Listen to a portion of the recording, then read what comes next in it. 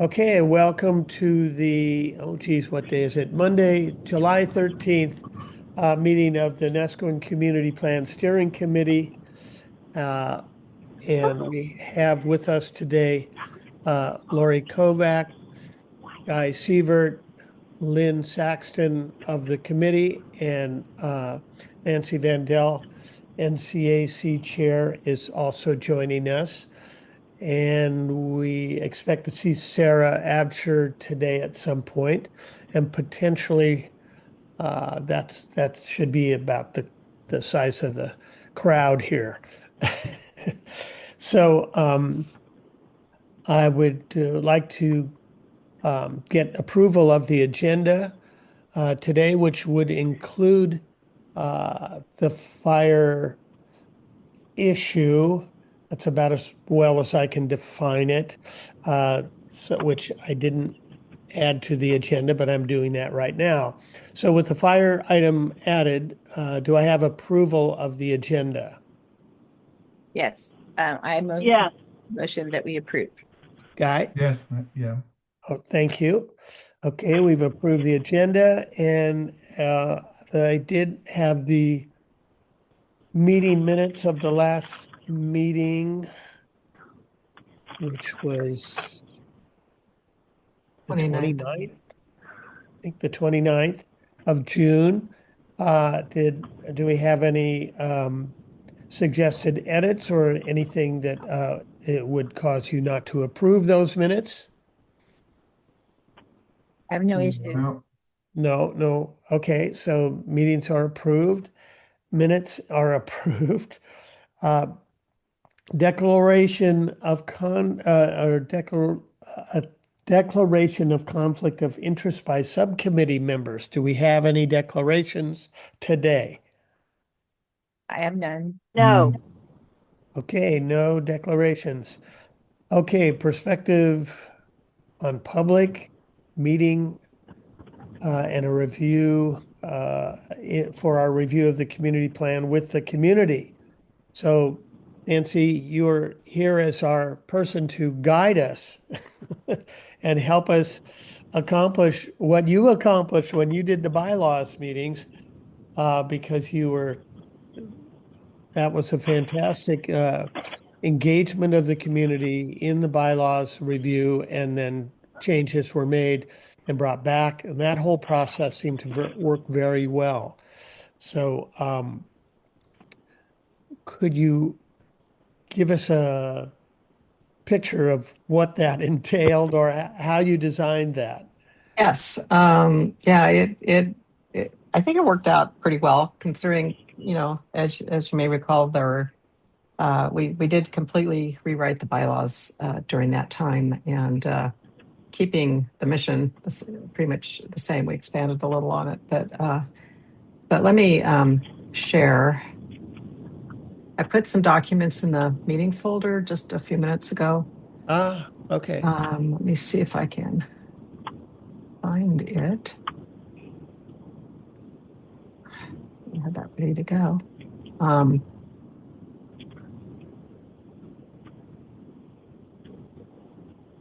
Good grief.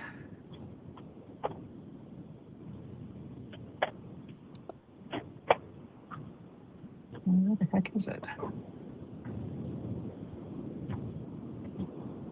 Sorry, let me get out of here and try to find it again. I think Sarah's joined us, so maybe we could, before we get into my thing, why don't we go back to her? Hi, Sarah. Hi, Sarah. Hi, So we ready to talk about public engagement? you bet. So All right. Nancy put some documents in the meeting folder, which Yes. I didn't see when I went there, but apparently they're there. It's new. So I'm going to go ahead and pull that up right now. I did find it. I had changed tabs. I did see the emails, and it looks like it's language for the community plan about wildfire. Yeah, I risk. just pulled things that I could find in there about fire. Mhm. And Sarah, are your main concerns the dates and times, or probably also the content, but Are Well, the, sure. So I think, sorry, it's been a day. I've got a heck of a week in front of me. okay. So my brain, I'll just apologize now. My brain is running faster than I can get words out of my mouth. Couple of things. I did see the email. I've not had a chance to read it. And in light of the fact that Tom is not with us today, I don't think we should talk about any language amendments to the plan until he returns. I'm really concerned about limiting the level of frustration with continued updates and amendments. Yeah, And just want to make sure he's a part of any conversations that move forward with any language or plan policies. And I'm also going to have to look at that. So Nancy, thank you so much, and Randall, for doing that. I would just be hesitant to do anything with them today, just also out of respect for Tom's work and his time. sure.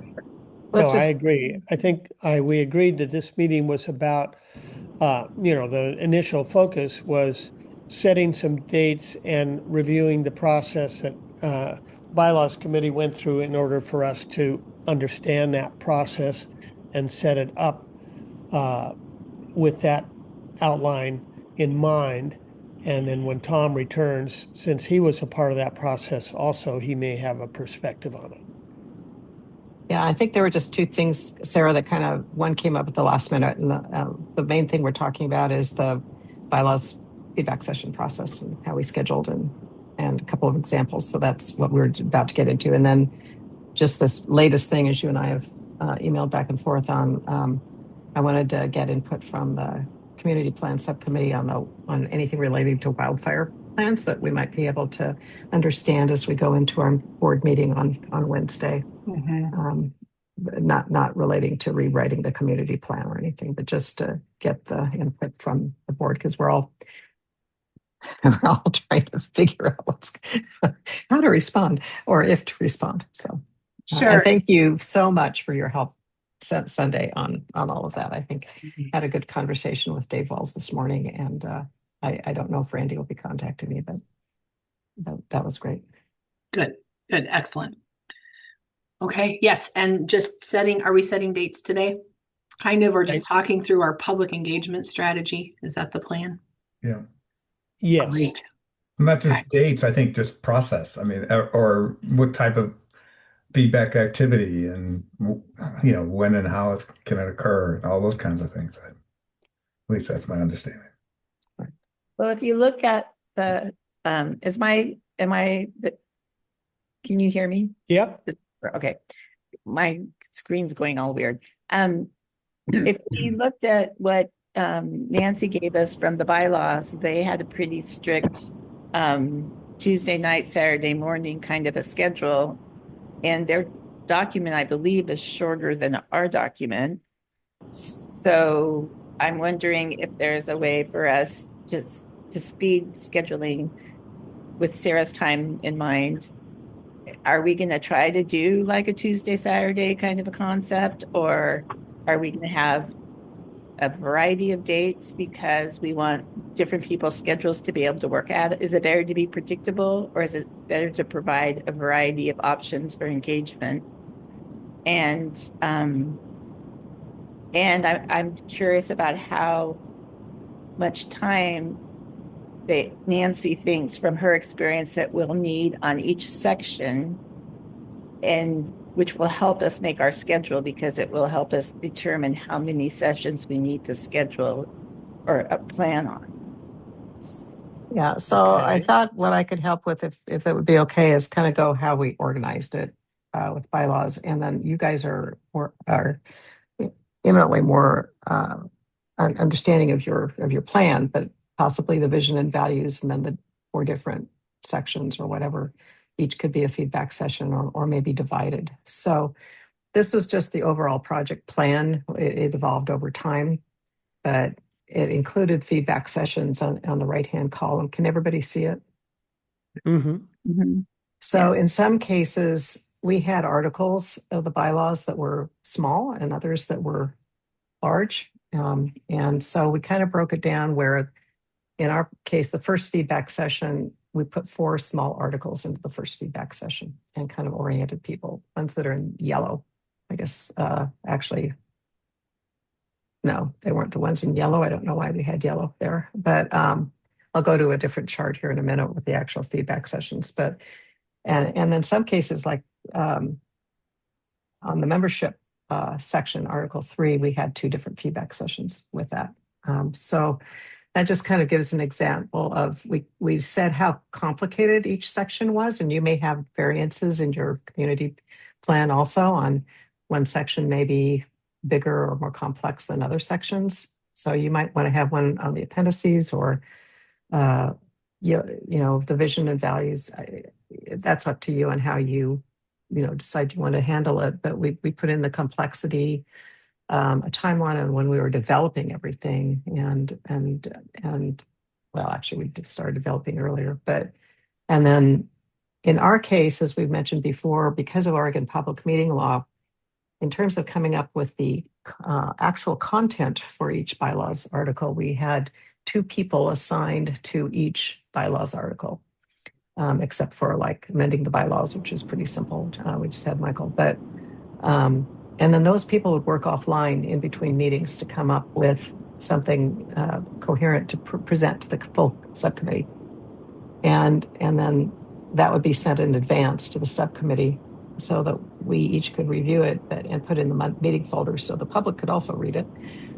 And then we would review those in our bylaw subcommittee meetings like this one that you have, and come up with final wording, much like you guys do with Tom. Tom was also our editor, of course. And so we would come up with wording, and sometimes that would move from, we'd go relook at things. It took a lot of time as we went through. That's basically the structure, so that we could, because our quorum was 3, and so we couldn't have 3 people meeting to talk. It had to be 2, limit of 2. And then Sarah also, like for you, also generously spent her time working with us on all of this. So, and then when we got to the point where we were ready for the feedback sessions, then we broke them down and scheduled. We did pick, like you said, Lori, generally Wednesday evenings and Saturday mornings, so that they were people who were working would be able to attend either type. And I think we had a Friday night at one point, but that's kind of that one. Let's see if I can get in. Yeah, I don't have to go in and out. But the actual feedback session schedule, I didn't do it right, was this. And so this is what we published to people. And we also mentioned it in the membership meetings, published it in emails, but it ended up, we had 4 of the articles the first time, along with a little orientation. And then we had 2 members, Article 3 meetings, because that was the most comprehensive. I have a sample of Article 5 meetings where we have some sample presentations on there. And then we had a Saturday on March 23rd if needed. And then page 2 kind of showed what it was about, what were we trying to do with these things. And, we opened it to all meetings. It's to be more informal than a typical meeting where you've had to use Robert's rules. This is more casual. And we had the meeting links, and of course, everything was available on video. So that's kind of the schedule. It did evolve over time. So Nancy, the meetings, the feedback meetings were, when you say casual, so how did you, were they held outside of the public meeting law? Oh no, they were all noticed. They're all Zoom. They were all videoed. You can find them out there still. All the document folders were open. I just mean, if you went to a bylaws subcommittee meeting and you weren't a member, we had public comment. And I mean, we had sometimes 30 people at our bylaws subcommittee meetings. So we kind of adhered to that. If we only had 4 or 5 people, then we would, allow people to comment along the way. But we were really in there working. Whereas on the feedback sessions, we wanted people's input. So it was still facilitated, right? We still Well, that's what I'm had saying. some So, control over it, but the feedback sessions were still held according to public meeting laws. oh yes, everything we did Um, had to be. and did you, I mean, I attended some of those and I can't, to be honest, I can't remember the process of how they were run, but would you require, for instance, guests, others to say anything about any conflict of interest or anything? I mean, No, what extent we did didn't. you? We did, but the subcommittee members did, but no, we didn't require anybody to state any conflict of interest. So this is an example of the agenda that we had for the feedback session number 3 or number 4 for meetings, Article 5 meetings. So we introduced people like Commissioner Olson came to a number of our meetings and had people introduce themselves. We reviewed the agenda and the process. And because some of them did get fairly intense, we did have some rules for discussion, 2 minutes per commenter per article. Commenter can speak again if responding to someone else's comment, speak to the issue or raise a question at the end of the section, place a comment in the chat or say, I want to speak in the chat. And we usually had one of our committee members was set up to monitor the chat because when we had a lot of people, there were a couple where we had over 120 people at a feedback session. So we had somebody monitoring the chat. We had, the people who were the pair that were working on that particular issue usually took the lead in presenting. I typically facilitated. And then we said that the committee members are here to listen and answer questions. We were not there to do our bit, to actually come up with content ourselves. We were there to listen to the community about what we wanted to hear. I mean, about what people thought about things. And then, so this is all about Article 5 meetings. We discussed each of the recommendations by section within the bylaws. So in the community plan, that may not map directly, but you have sections within an area of a community plan where you could divide things up similarly, I think. Yeah. So that's kind of the sample agenda. And if anyone wants any of these in Word or PowerPoint, I can send those to you. And then we brought up, we had 2 different kinds. This was the first year. The second year with policies and procedures, we didn't do this so much, but we had a presentation just introducing the process.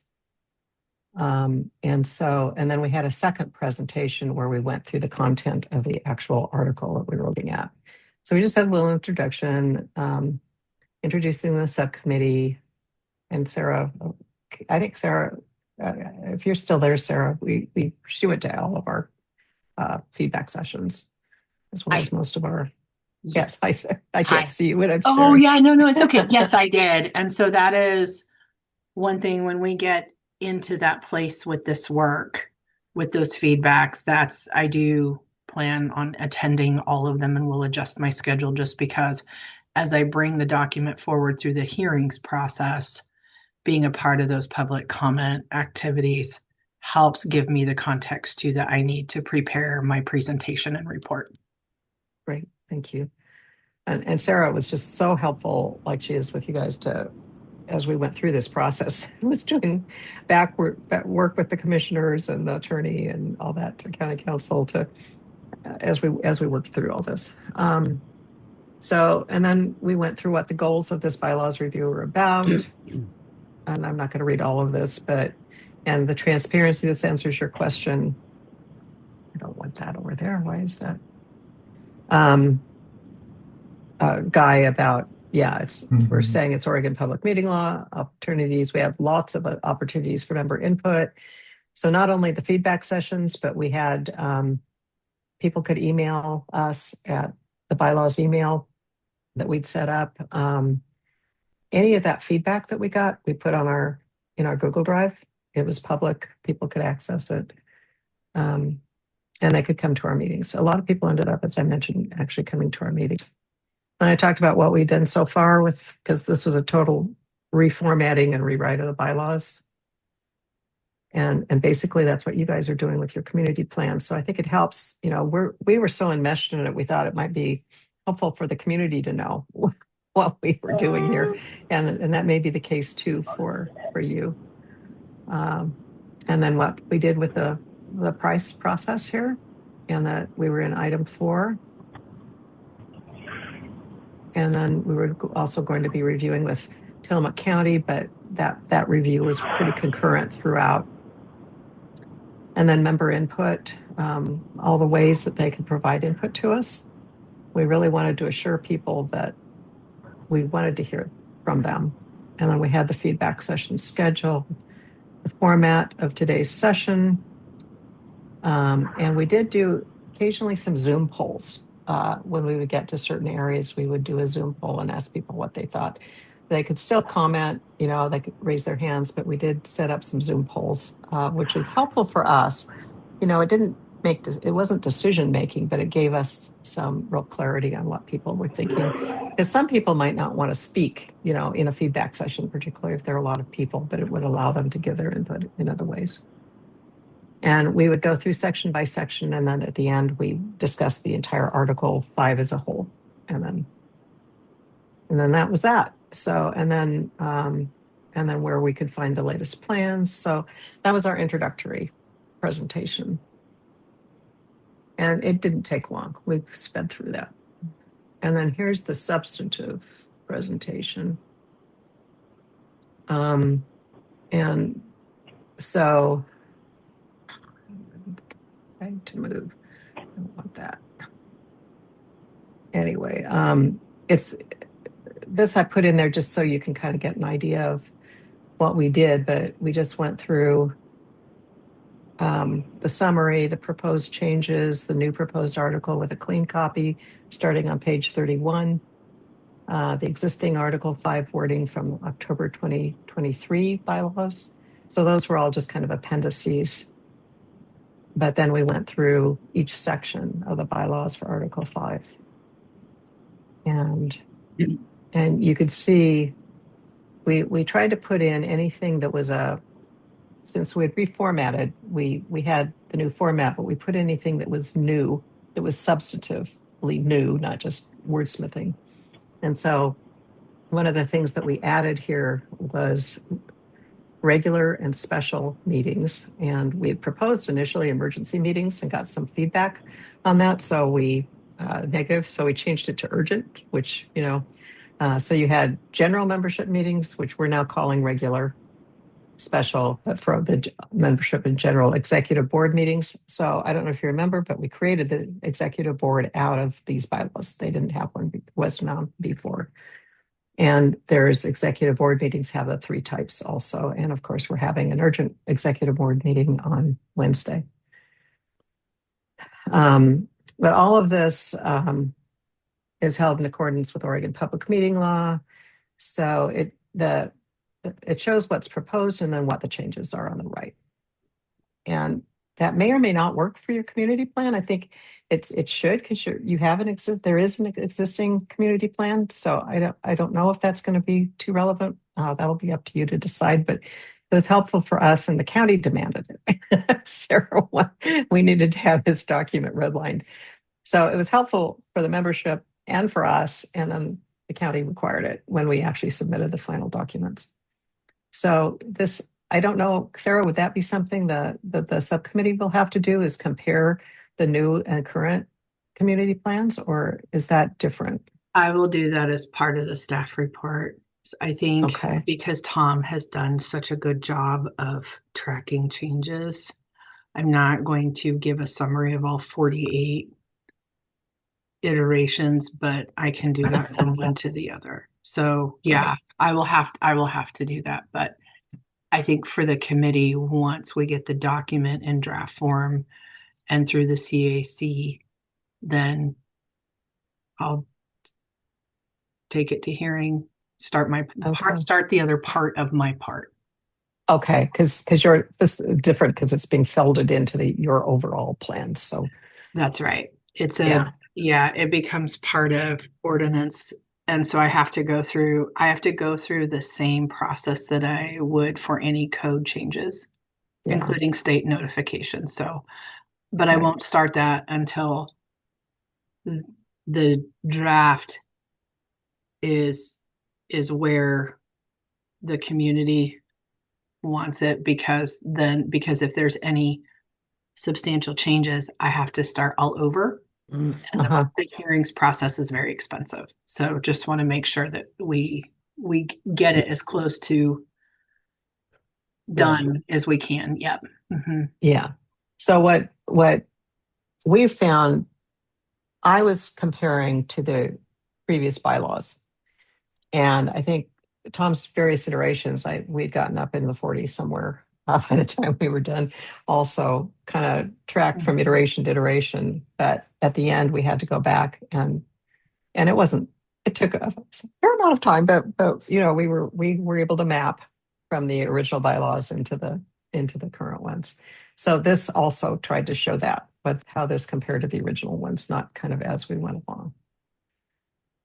So as you can see, there's a lot of changes that are proposed, and a lot of them are very major that we're now doing. So, gosh, sorry, I don't know why this is doing this. I should just go to my stuff. Anyway, it's several slides on one particular section, and we're not going to go through it all, but it gives you an idea of how we organized it. It. And I'm happy to share the PowerPoint templates if they might be useful, or Tom has them too. So we put in green.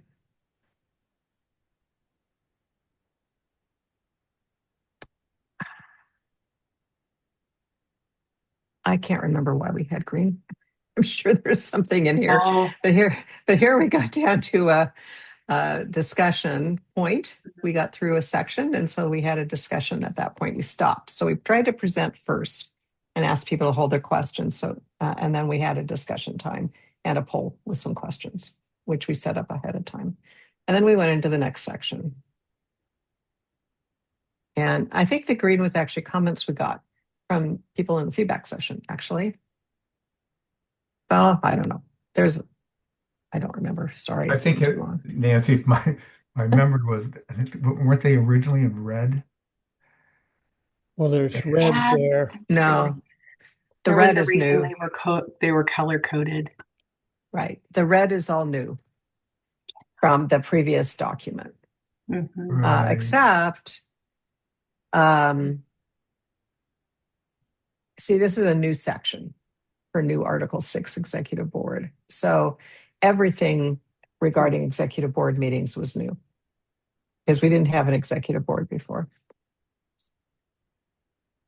And I remember making a comment about the colors and and confusing. Yeah. I was one of those that was confused by the color. yeah, I'm sure we knew at the time, but I think the ad emergency board meetings was something that was made in the feedback session. Actually, we had it live, but I'm not positive. Sorry. And of course, this changed. This is all flux. Don't think it made it into the bylaws. We took our feedback and we made changes. So, like right now, this meeting date change is 7 days for executive board meetings, even though originally it said 14. So anyway, we're not going to go through all of it. As you can see, when we get down to a section, we would have one or two sections. We would stop and have a discussion, and people could ask questions. And sometimes we did a poll. This was a big issue, changing the quorum from 8 to 15 for general meetings. I think we changed the wording on board meetings and subcommittee meeting quorums to make it a little less complicated. So anyway, this just gives you an idea of all the stuff that was covered. And usually these meetings ran an hour and a half to 2 hours for each one. Mm-hmm. And I'm doing such a bad job here. I do not know why it's wanting to move over. something here. Just, oh, anyway, drag to move. Anyway, and then here's the appendices, basically. It's got proposed new text of article, clean version, because we had just gone through the others, what it would look like. And then at the end, it's not what the current bylaws were for that particular part. So as you can see, meetings from in the old bylaws were in different areas, and they were pulled together into Article 5. It was that reorganization. So that's kind of how we organized it. I don't know if that helps. So for each of the bylaws articles, just, from that chart, we had these feedback sessions, and I was thinking we ended up with more than we did, but we had nine. I have a comment about, I have not looked at the old plan for quite a long time, but the first time that Tom presented his our new document, I didn't disagree with what he'd done, but it was radically different. I can't imagine us being able to even find the paragraph to paragraph to compare, because it's changed so much in structure. Like, I think about the history is so different.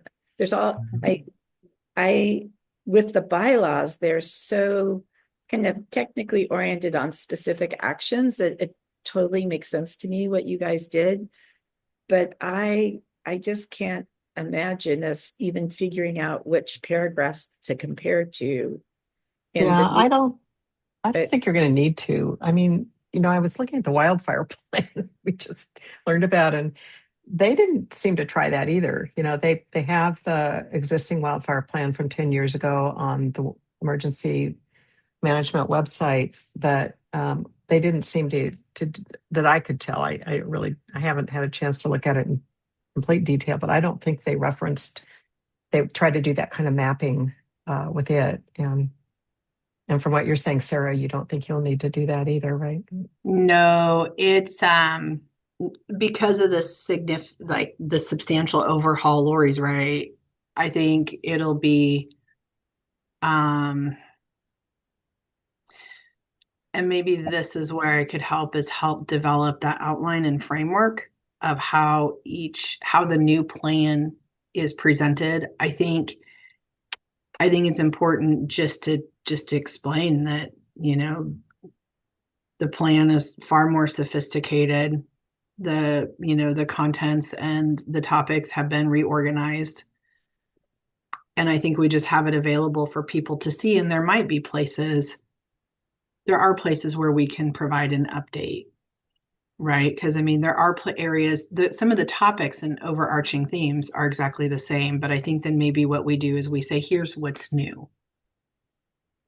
We've introduced additional policies, or we expanded the vision and value statement, and then just go from there. But there's no way, you can't redline the doc. There's just no way. Yeah. And I would say for ordinances themselves, I have had to do the red line and the track changes. You guys saw that with all the housing code updates, and you've seen that with other sections. But like even the beach and dune overlay zone and the updated section for development requirements for geologic hazard areas that I took to hearing a couple of years ago, Meg Reed from DLCD and I just completely upended those sections. And there was no way I could do a track change because we just reorganized the whole thing. The Dagami maps were updated. So I am not concerned. I'm being long-winded. I'm not concerned at all about not having to be able to show a track change document for this. That's great. That's a relief. Sorry, after having to do that. Yeah. And anyone in the community who wants to take the time to do that, they are most welcome. And then they can share their findings with us, and it will help us further our work. So Yeah, I mean, an existing document is still on record. So until this one replaces it, people can refer to that and say, well, what happened to this? Or, well, that's now in the appendix. And, I mean, Right. the reorganization was to make it more clear. And so if someone needs to understand that, that's a reasonable question, but I think we can indicate we felt like this presentation would make it more clear to them. And that's why it's redone the way it has been. I agree. And because I am required by law to keep all land use documents for forever, all of them, we will have a copy on file in a library. I will keep a copy on the county's page. So it will always, the older version will always be accessible to someone who wants to see the differences. Mhm. Okay. By the way, I did go back. The green was comments that were made in the meeting. Ah, So very good. Good tracking. took me a while to find out. Sorry. Well, this really does indicate the amount of preparation for the meetings themselves. Uh, and we're not even completed, we haven't completed the document. So there's still some work to be done in order to not only finish the document in its rough form, but also then organize the materials as presentation materials, as opposed to just saying, well, here's our plan, here's the section. You got to lay it out there in kind of PowerPoint pieces so people can actually grasp it in context and hear it out. And then, so,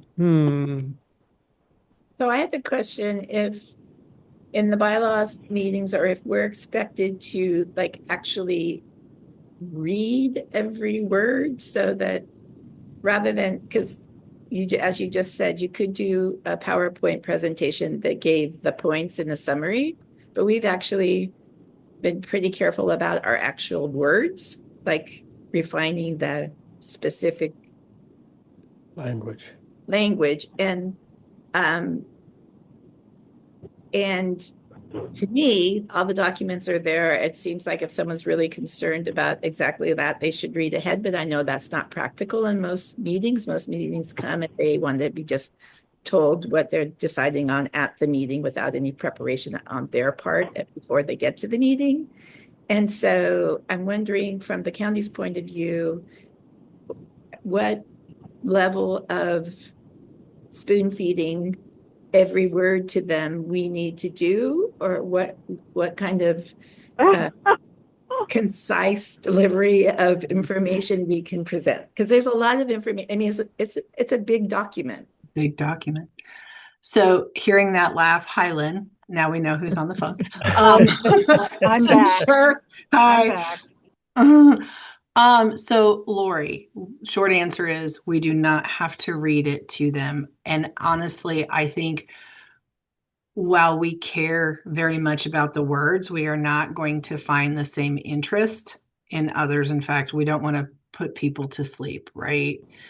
Which is the reality of land use. So I think we keep it organized and simple. Think high summary, 8th grade level is usually where my mind goes, because everybody's experts on different things and land use is rarely one of them. So keeping it in a digestible way. I like the idea of not going more than 2 hours, because we will lose people. That's a long time to keep focus for land use. And, the policies are the law, they're the legislative piece. But what I think we will find, based on my past experiences, is that the community will be more interested in the vision and values, because that's the feelings part, right? So I think our job is to focus on the vision and values, let them see the policies, but then based on how they talk about how they feel about the vision and values, we'll know if there's any tweaks that need to be made to the policies. Does that make sense? Yeah. Because I don't think they're not really going to care a whole lot about the policies, but really what we're wanting to make sure is they know where to find them and we want to know how they feel. So I've got this quote, Sarah, down. The land use puts people to sleep. Was something It like that. does. I make sure I got that you said. Good planners actually use it as a tactic on occasion. So let me ask Sarah. It worked well on Commissioner Bartline.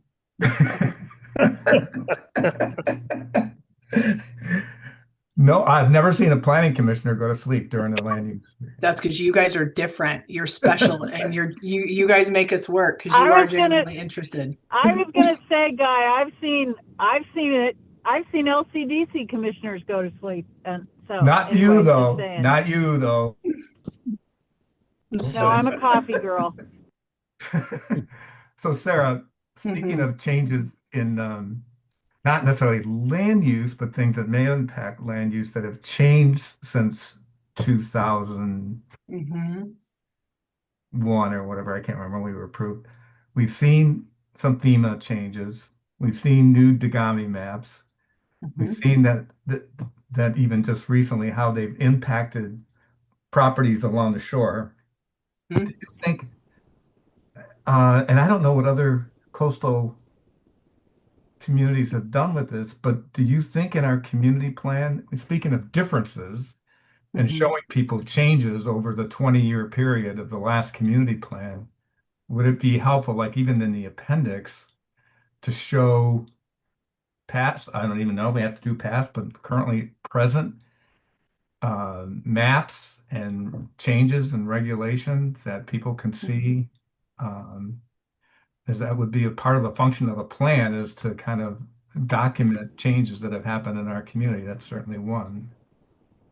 Sure. So that's a good question, Guy. I would say it's not necessary because every time I come to you with a legislative text amendment, I have to do that work, right? Because the criteria require consistency with the county's comprehensive plan and statewide planning goals. So that means every time I think about any type of a code update, I'm peeling through all of your community plans to make sure the policies remain relevant. Where that information and where those changes are often stored are in areas like the Goal 7 hazard element, right? Because the tsunami hazard overlay zone or the NESCO and coastal hazards overlay zone, neither one of those existed in 2000. Right. Right. And so instead of updating every individual community plan every time those changes are made, because it impacts, those changes are relevant to every community and every community plan, so 14 of them, I look at the policies and make sure the policies in everyone's plans are general enough to support it. So how So would we don't have to do it. I know we don't. I'm trying to think of, again, as part of this plan is informational too. I mean, obviously a lot of the appendix stuff is informational. Even to point, I mean, we track the changes in the comp plan, right? I mean, we have to update the comp plan as changes occur. Correct, which Even this reference- document is part of.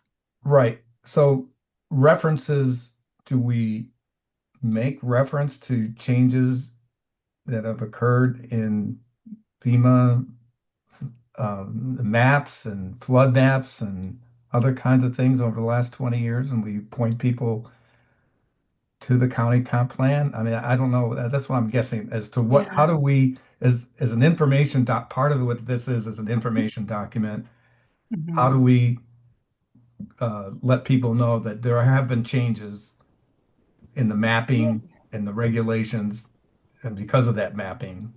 Sure.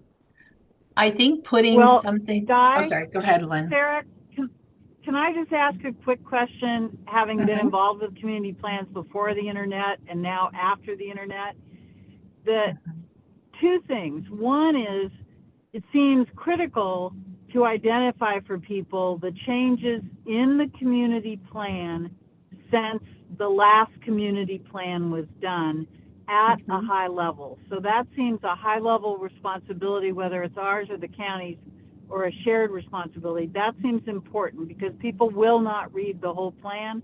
Some will, some won't. Second, one of the many advantages to the internet is back in the day, there was an expectation that people would, before they come to the meeting, review the plan. And very few people did, some people did, but the message that went out 20 or 30 years ago is the same message we have to send out today, which is that you are a resident, a voter presumably, and perhaps a property owner or a business owner.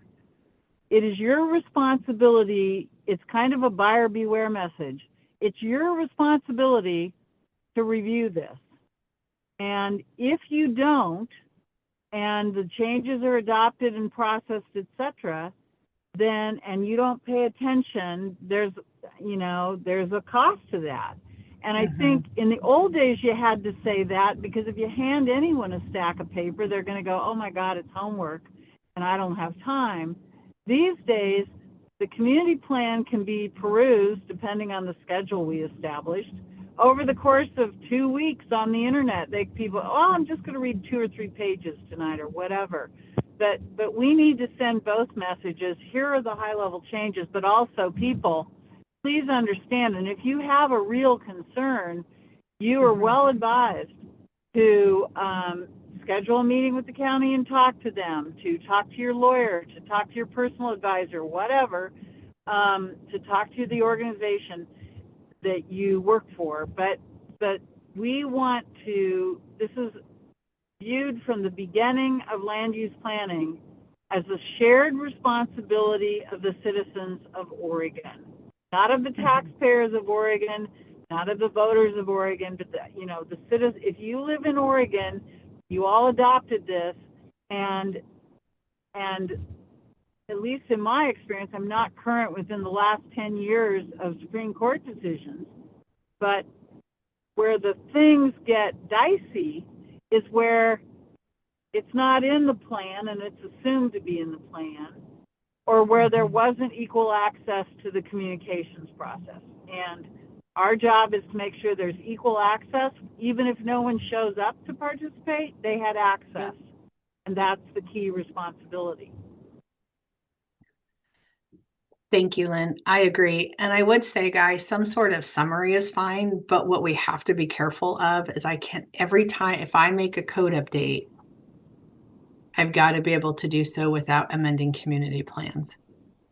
Because as you can imagine, the work and the cost and the potential for appeals could upend several elements of our program. So that's why I'm thinking maybe some kind of summary statement or makes reference and points to the county comp plan or the whatever, to links of where these maps or whatever are where these regulations. I'm just thinking of as an information piece. I understand how you don't want to put it in there. And I would say even the maps, I would point back to the sections of the ordinance that apply rather than the maps, because if we adopt a different map and if I don't change that, if I forget to look in a community plan, just like if the FEMA maps, that's what I'm afraid of, is I'm afraid of not catching those updates in all plans, because it's really the implementing ordinances, which are in the land use ordinance.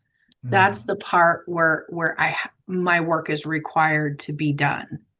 It's part of the price you pay for having 14 unincorporated community plans. That's right. Yeah, and they're all good. But I think maybe like a NESCO and then and now section, like what's changed in land use, if you wanted to do something like that to kind of give the history of the NESCO and Coastal Hazards Overlay Zone was adopted. That was a huge win for the community. That was a really important step in resiliency. I think we could maybe work together on that part and identify the high points. And we went through, and I'm trying to remember if we did it with the CAC when the FEMA, the new maps came out back whenever 2018 or whatever it was. I think we actually I don't know, even if it might have been you, but somebody came to the CAC meeting to show the changes. I did. It You was did, me. yeah. So people were made aware when the Mhm. changes happened. It's not like there wasn't that these things happened in secret or anything like that. But well, let's think about that. What if Yeah. there's something there? But I understand what you're saying about how you don't want to put the county in that kind of position. Well, I just don't want your plans appealed when somebody doesn't like something. And I do agree with Lynn, and I tell this to planners and my staff all the time. Our job is to make things accessible so that if people are interested and they want to find it, we are Right. doing everything we can to connect them to that information. That's Right. really important. Right. Okay. Mhm. So are we still thinking, Rand, of hopefully completing our document this summer to a point, at least completing it in draft form where it's ready for the public and then start public meetings in the fall? That was our hope, yes. Yeah. Mhm. Tom and I have a work meeting when he gets back. So we are going to get something on the books so I can give him the rest of my assignments. And I think maybe since we have until September, or whatever, but to It's work not out, long. to take what Nancy kind of presented today, and I think there's some good elements there for us to Mhm. adopt into our own structure, and maybe we can start putting together, Rand, you may want to ask a couple people to put together some recommendation as to how we should do this. How should we hold community meetings? What kind of to look at our document and even just make some general recommendations about how we would divide it up, and present it to the community. Because I think it's in the form now. I mean, we'll have changes going through, but I don't think the structure is going to change much. Right. If I may, I think Tom was really helpful as we were going through this process, and he did some of the presentation slides and did a lot of the Well, he should figuring out how to definitely, do that. So yeah. he may be able to help you I with would this say one he should too. definitely be one of the two people that can work on this for our next Tom's coming back. But Sarah, do we have dates that we need to be done by for you to be able to have your hearings and your public process and be done? Because at one point I thought there was a date that you were trying to have it before the council or the Yeah. commissioners. And could we work back from that? And because we talked about making a presentation the weekend of the next NCA meeting. And Mhm. so if we started our meetings right after that, that would be the beginning of September. How much Mhm. time do we actually have to complete the feedback sessions before you need something from us to present to keep your timeline? Thank you, Lori. So my timeline was based on the anticipated submittal of several land use applications and projects that I know have to go to hearing. And when we had that conversation a month or so ago, since then, most of my timelines have been thrown. Either because I know guys laughing, because I've got incomplete applications or people have decided for whatever reason not to actually submit when they planned on it. No pun intended. So I would say at this point, just I think whatever. the planning commission guy, sorry, Yeah. is just going to get completely inundated and they're going to have they're going to be meeting much more frequently to get everything done. We'll just put this in the mix. I, from the time from the time that I provide the PAPA notice to DLCD and the hearing notice to everyone, from that date, it's going to take me roughly 3 months-ish to finish the hearings process. Because I don't expect this to be controversial. So I would say whenever we get the community meetings done, I would add 3 months to that. Well, or whenever we get the final draft done. And it's We're so gonna hard to have, predict. Yeah. yeah, It's so we're hard gonna to have the predict. community meetings, Yeah. and then the CAC will have to vote on it. Right. Technically, I can start my process before the CAC votes and get the hearing notices out, but you guys may not want that. So Lori, my timeline is more for getting it wrapped up for your sake and trying to time that with where the planning commission has availability. And the planning commission availability part, I think in the last month has gone out the window just because everything's going to come together. So there's no deadline that's we're there's no trying to statutory. meet. No. Okay. No. That was my big question, is if we And we're have done. We're done. I was just trying to limit the amount of late nights guys going to have this fall, but I Yeah. think that's inevitable. Well, the recommendation, Lori, was that these would be kind of reviewed every 10 years. So we're 20 years out. So And everybody another is. 6 months isn't gonna. Yeah. And actually, even Guy, before periodic review is removed from the state, for counties, it still applies to cities. They're all still on a 20-year schedule. So Oh, are they? technically, we're doing pretty good. We're right on time. We are Yeah. right on time. Good work, everyone. We're right on time. Okay, well, I think we've learned a lot here.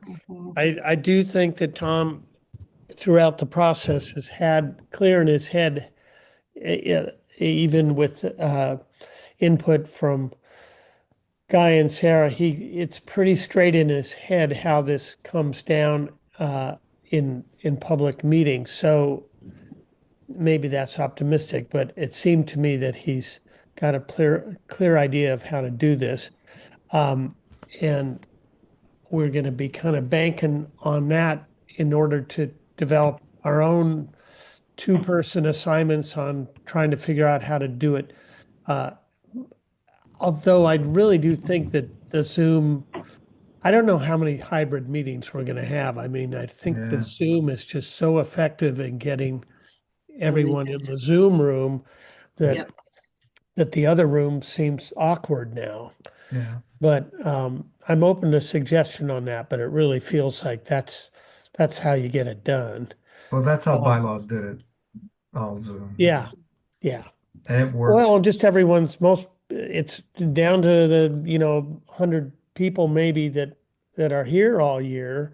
And Yeah. often that's not, so they don't want to go out at a rainy night to go do something. So the Saturday, Tuesday thing seems like a reasonable approach. But that's about as much as I can wrap my head around all this. Is Or Tom going to maybe be we back for our have, next meeting, Rand? Go ahead, Sarah. I'm sorry. so I would say we could hold one Saturday meeting at the community, at the golf course for people who, I would say if we do, maybe we just do one that's in person only. If there are people you're genuinely concerned about in the community, just we're trying to check off all of the accessibility boxes. If Mhm. not, we could do them all virtually. The other thing is that the hearings will be hybrid. So if people feel that strongly, they also have the opportunity to attend some of the activities in person. Okay. So let me just mention the bylaws state that all meetings will either be Zoom or hybrid. We don't allow in person only Huh. because so many of our members aren't local. So Lori, how do you feel? Because I remember in the initial meetings, which I agreed at that point that the in-person ones were really a good way to connect to people. Do you still feel like we should include a number of public meetings that were in person? I do think that there are people that came to the in-person meetings that I've never ever seen at one of the NCAC meetings or Uh-huh. one of our Zoom meetings. So I think we we might get some people, but I don't know if they're people that are going to read the plan. I mean, but I do, but I agree that the Zoom presentation, if we're actually looking at wording concepts, Hi, love. the Zoom Hi. presentation makes it more easy to follow. So I guess I don't feel strongly about the in-person. But At it this might be point. nice to have an initial one and a Uh-huh. final one. And then at the initial one, tell everybody we're giving you a big overview. Reiterate what we said many times already, but the document's on the website. We want you to read it. If there's Right. something you're concerned about, this is going to be our schedule. Come this day if you want to talk about this, or give your input. And then at the end, say, have another meeting that's hybrid that says, okay, we did it. Here it is. Hope people are paying attention, but if not, there's going to be these other hearings. So go talk there if you didn't want to talk to us, but kind of at conclusions. But I don't feel strongly about it. I think the Zoom's pretty efficient. I just think there are some people who I remember coming to the in-persons that I don't ever see on the Zooms. Uh-huh. Okay. And we can feel it out as we go. I mean, if we hear from people and say that's the only way they want to do it or blah, blah, blah, we can adjust. But I guess what I'm moving towards is trying to establish some dates to start so that Sarah has something on her calendar and we have something, a target date that we're trying to accomplish. It can be a motivating factor as well as the promise of a product to the community. And if we have to postpone it, we have to postpone it. We have to move that date back. But so we've talked about the second weekend in September by announcing at the NCA meeting at Labor Day that the work has gotten to the place where we have a draft to present to them, and we will be starting the following week and give them a schedule on out and where to find that information and where to read the stuff and everything, and outline their responsibilities, as Lynn pointed out, and that the access is there and they can always go and look at the old one and look at the new one. They'll see it's organized differently, but the content will be significant for them to read. So what do you think about that? Well, that could very well serve the purpose that I said with the additional one, Right. is to just make sure that, that works for me personally. Okay. So Lynn, I muted you because there was some background noise, and so you can unmute if you'd like to weigh in on this schedule business. Okay. So Guy, that sounds real? Mhm. Real enough? Yeah. Okay. Well, I will be definitely looking at more at your documents, Nancy, to understand which ones might work for our presentations. I think that's probably the key piece of this, is understanding what gets presented, how and when. But I think we had some initial thoughts about the vision and values being, maybe the executive summary and vision and values being things that people want to hear and understand early on, because they care about that and they we work them over to get those choices embedded in the document. So I think that he'll hear from Tom about that. But anyone else have any initial takes on the presentation itself?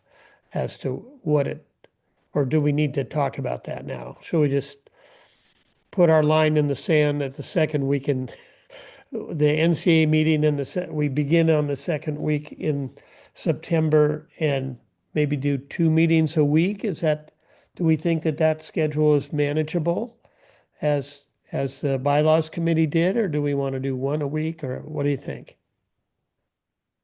Could maybe you appoint like Lori and Tom to come up with a recommendation for future meeting? Lori's smiling. Why me? Because Yeah, it could be a smaller but if discussion. somebody, yeah, I just think a couple people could work on, and I agree that Nancy's saying Tom's been a part of this, and it'd be good to have him plus someone else. Yeah. So if I'm being appointed to this, Well, it'll be your choice. He I just would- suggested you. like guide, well, in any case, I am a part of the committee, so I would like to have feedback about how much endurance we think the community has, because Mhm.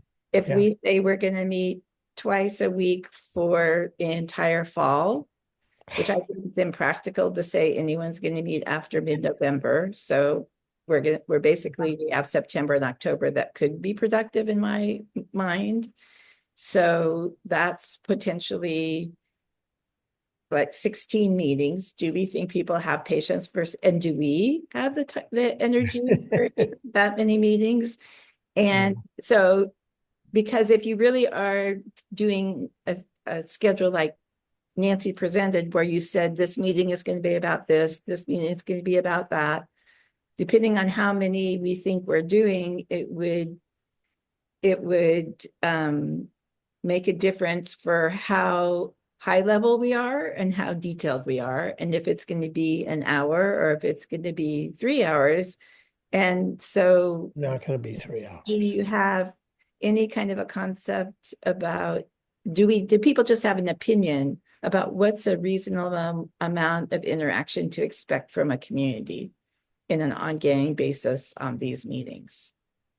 Well, I think that's part of what our two-person subcommittee would talk Determine. about. Yeah. Well, off the top of my head, I think about 8 meetings, but that means that we're at a pretty high level for what our plan is. So based on my experience with other community plans, Mm-hmm. I would keep it to 4 or 5. Okay. Mhm.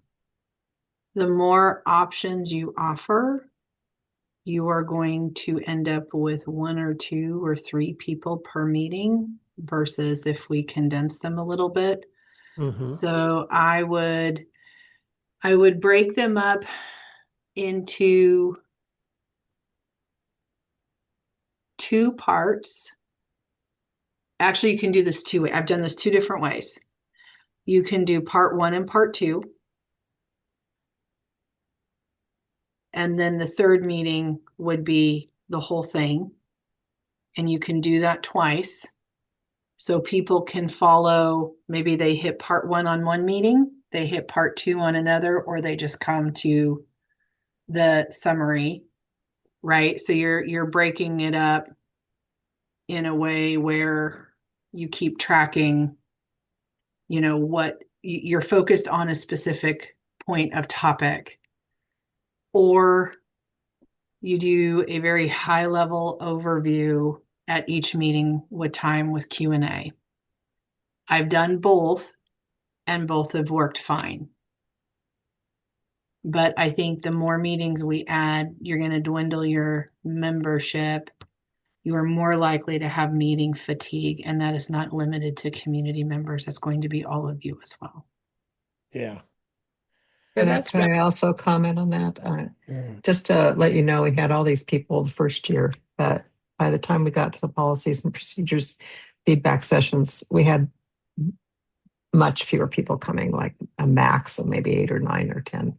And we had fewer meetings, even though it was a huge document. And then last year, or that's this past year, I guess, when we did the major update to the PPNR and a minor update to the bylaws, we had one person at our first meeting and maybe 3 or 4 at the second. I mean, we really cut it down. The community interest was much lower. We took that to mean they trusted us.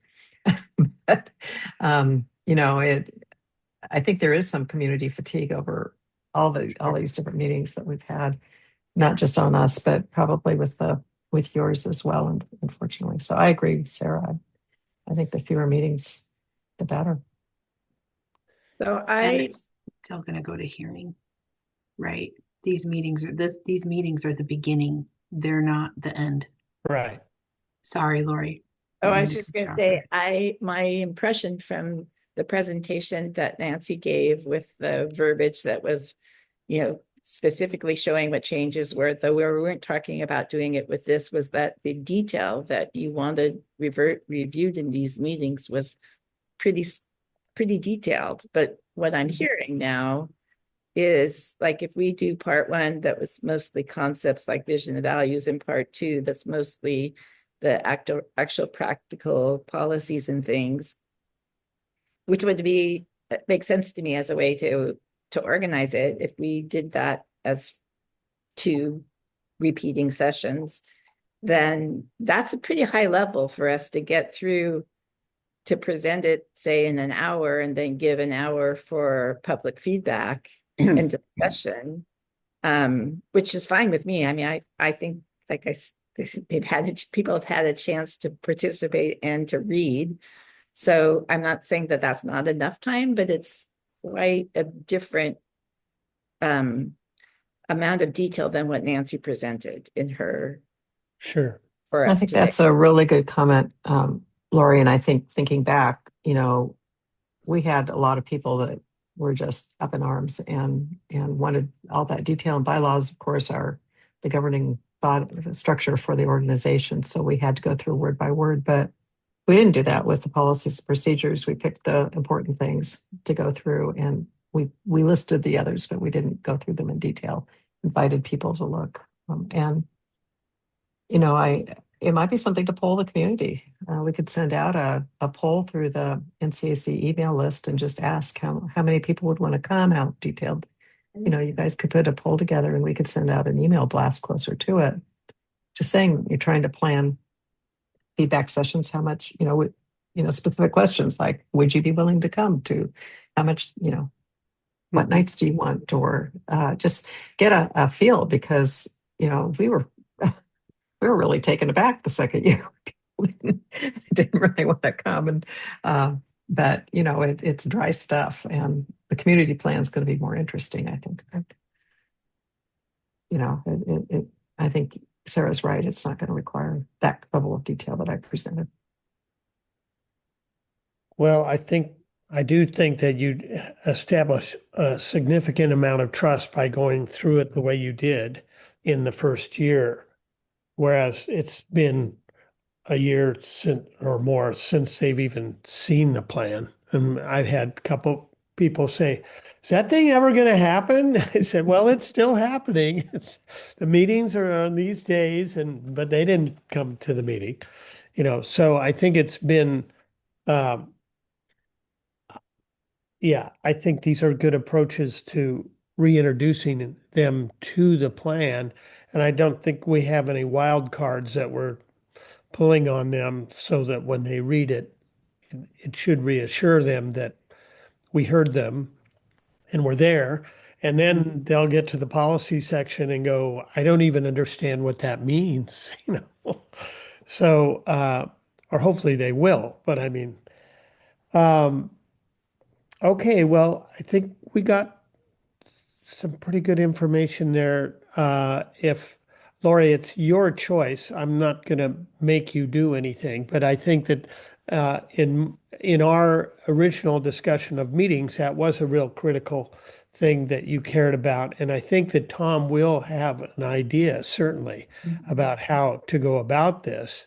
So, So just for me to confirm in my mind that I understand the county's perspective, if we were to say there's going to be 5 community meetings that we're going to go as a review of the plan, assuming there wasn't some dramatic like revolt that says that we've totally misunderstood Yes. the community's viewpoints on things, that would as far as the county process goes, the county would be comfortable that we have presented it in a comprehensive enough way to get the feedback that we need.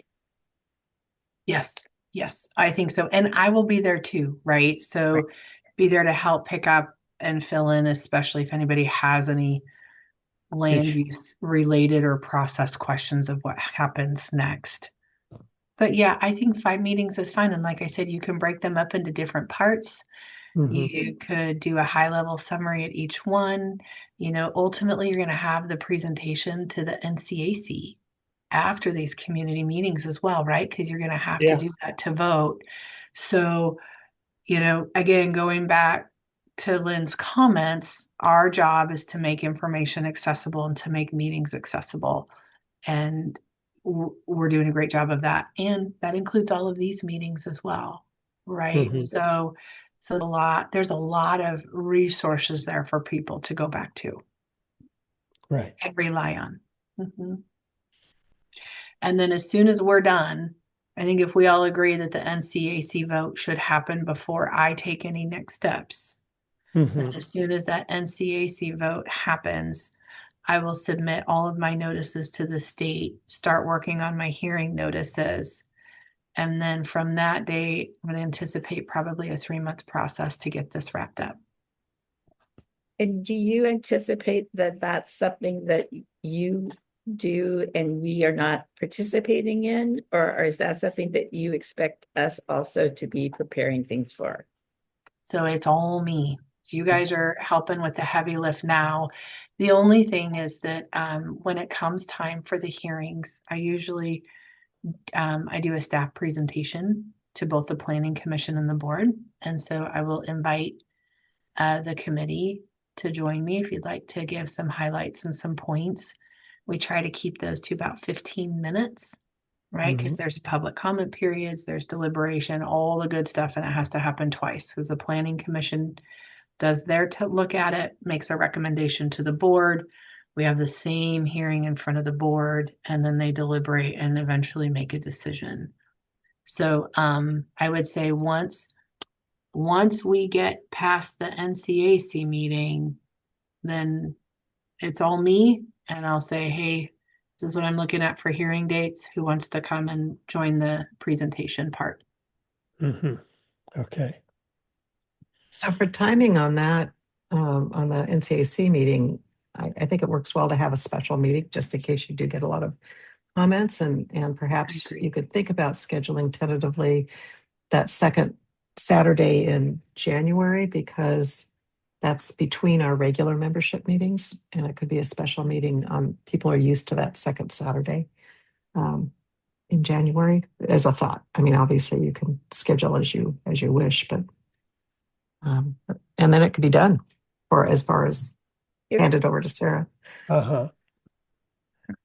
I was thinking we could be done in October. If Oh, we're only doing 5 can. meetings and we started after the NCAC meeting, we can get 5 meetings done by the middle of October. okay. So you might want to do it in November then, which would be between two membership meetings, regular membership meetings. Or you want it right away? Well, let's get it done. Yep. Agree. Yeah. Okay, well, let's roll with that as much of a timeline as we have. Sarah we would, excuse me, Bless you. we would have the announcement at the NCA meeting on Labor Day weekend, Sunday of Labor Day weekend. Okay. And we would have the first meeting the following week to present, have the initial presentation. But we kind of, I think, are we saying, Lori, that do we want to set dates before Tom gets back? No, but just to throw this out so people can think about if this is reasonable. I don't want to be Okay. unreasonable about this, but when Sarah said 5 meetings, my mind, and she said potentially do a part one and a part two, and then repeat the part one and two to make sure everyone has access. You could do part one for a Tuesday evening and then part one on Saturday.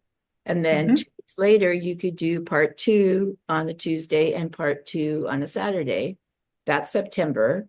Then the first week in October, you could do a summary, same thing, or do Right. every other week, Right. but you could do the Tuesday summary and Saturday summary. That's 6 meetings, but that's fine. And then That's it. there you are, unless we get, and we could be revising or at least adding comments as we go that we share. This is Right. what maybe a short thing of this is what we heard in the last meeting, and this is what we're thinking needs to be revised. And I mean, clearly we could change the schedule if we need to do a total revision or something, but if we get some momentum, let's keep it Mhm. rather Yeah. than like doing once a month or something. Well, let me Right. ask Nancy, after each of the public open meetings about a particular section, did your committee then meet to discuss that? We did. So we're not And we running. made changes. And we made Right, changes. so I was just going to say that. Yeah. Yeah, So we're going to it run. wasn't, yeah. Go ahead. You tell me what you did. So exactly. Yes, exactly. We would meet and make changes in our committee meetings. And so it wasn't just bam, bam, bam, bam feedback and that was it. Because we got valuable feedback from people by running it through them. And then the other thing is that we have a regular membership meeting on October 10th. And so to have something else close to that, we're going to have trouble getting people, I think, to a special membership meeting for it, which has, it has a quorum of 15. And we could pull out all the stops, but I think it's helpful to not over inundate people between regular membership meetings and a special membership meeting if we can. Understanding that you'd like to get this done. I think you may find that because you also have to work at, schedule your committee meetings to be able to Right. make those changes, and that takes some time and editing. Right. It may, I think, probably November. If we did our committee meetings, if we did 1 week where there was the 2 public ones, Mhm, the next week was our committee meeting. Yeah. mhm. And if we got, the reality of the way our committee's been working is that we give all these ideas, but then poor Tom's the one that has to put it in writing. And so part of this would depend on how much time Tom needs. And to do that, and then we could figure out the distance between meetings, but it might be helpful for the committee to know from the executive committee when is a reasonable target for that special meeting, because that also could help Tom decide. Yeah. The other thing is Tom has some major weeks where he's tied up with other things, believe it or not. So he edits like a 50-page newsletter every month. Yeah. And writes a lot of the articles for it for his woodcrafting stuff. So there's a period of like a week where he's just out of pocket. Yeah, that's the end of the month, the last week of every month, I think. So I think in terms of our scheduling a special membership meeting, I understand you really want to get it done, and certainly you and Tom talk about it and come back. But Yeah. I do think it would, as much as we would all like to get it done, I think having something the second Saturday in November as a starting point, it's between the 2 membership meetings in October and December, and it's achievable. I think anything that comes out, people have any issues, it's achievable. I don't know, Sarah, do you have any thoughts on this? Or Ran? Ran, you used to be in charge here on how to schedule these membership meetings. So are you talking about the one to vote on or the one to present? Okay. So I can put November 14th down. I don't have anything right now, so I can do that date if that's what you want to do. I think that's way too And soon. it would be a combination of the presentation and the vote. Okay. I think that's way too soon. I think if we start this in September, Uh-huh. And we're going to, let's say, at a minimum, divide this up into 5 different, and we may have more. I mean, I think what Sarah is saying is if you had 5, that'd be okay. That's a good minimum, but we could have Lori and Tom could come back and say 6 or 7 or whatever. But let's just say 5. You do one week, I mean, you get another week of us meeting. Every other week we'll meet, go over the feedback. You're talking 10 weeks at 11, and that's if everything went smoothly. Uh, I just, and it takes you into mid-November at a minimum if everything went smoothly. So I think and we're in no rush by the county. We can Right. get it right. And I think one of the things, Nancy, that I appreciated and you reminded us today of going through your process, how transparent and how encouraging you were of feedback.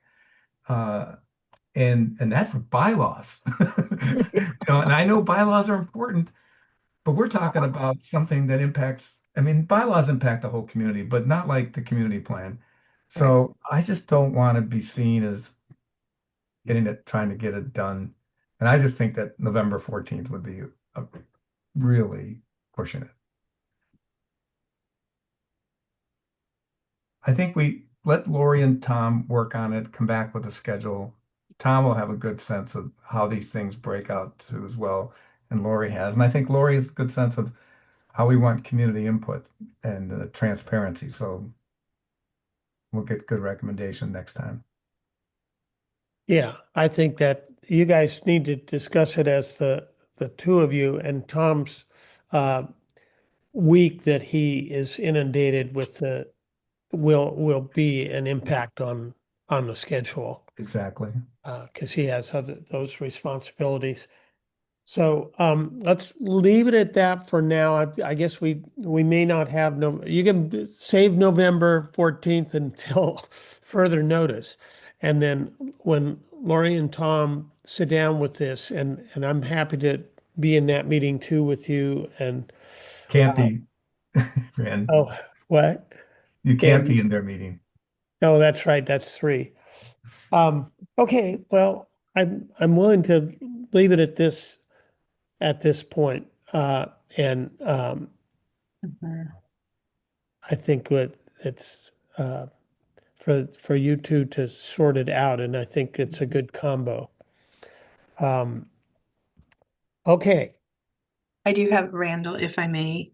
So Yes. September and November are my certification periods for different things, including conferences. I'm going to send you and Tom my schedule. Okay. And there's only 1 week where I could not remote in at all. But Okay. even if I'm away, if it's in the like late afternoon, early evening, I can just attend and join from my hotel room or find a quiet place to be.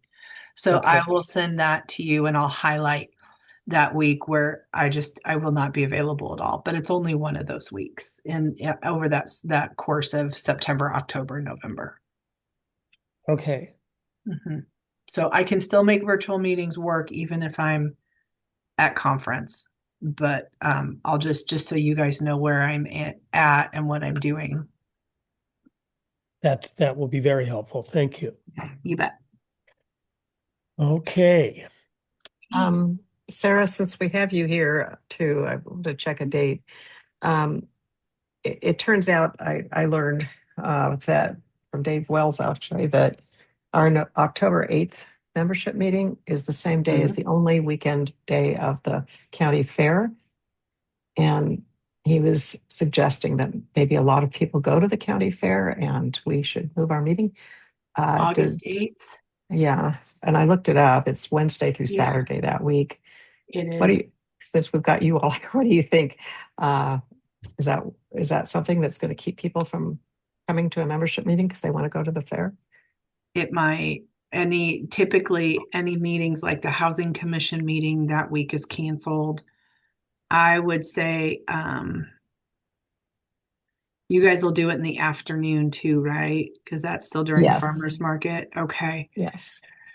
Yeah, that's a tough one. I know you guys are farther South County, but that Saturday's the biggest day. They have horse racing. There's all Yeah. kinds of things that usually like unique events that draw people. Yeah. So, and apparently the next week and the 15th is the middle housing or it's a housing open house for 2 hours that is with the school. Yes, on the 18th, isn't that, or the 15th? The That is 15th. correct. Yes. So do you see any conflicts, anyone with the 22nd? Because I'll talk to the board about that via email, but because we're allowed to do that. But does anyone see any conflicts with the moving the meeting to the 22nd? And the nice thing about that, if there isn't, is that you're doing your special meeting at the end of Mhm. July. And so there's actually a little more spreading out. Yes.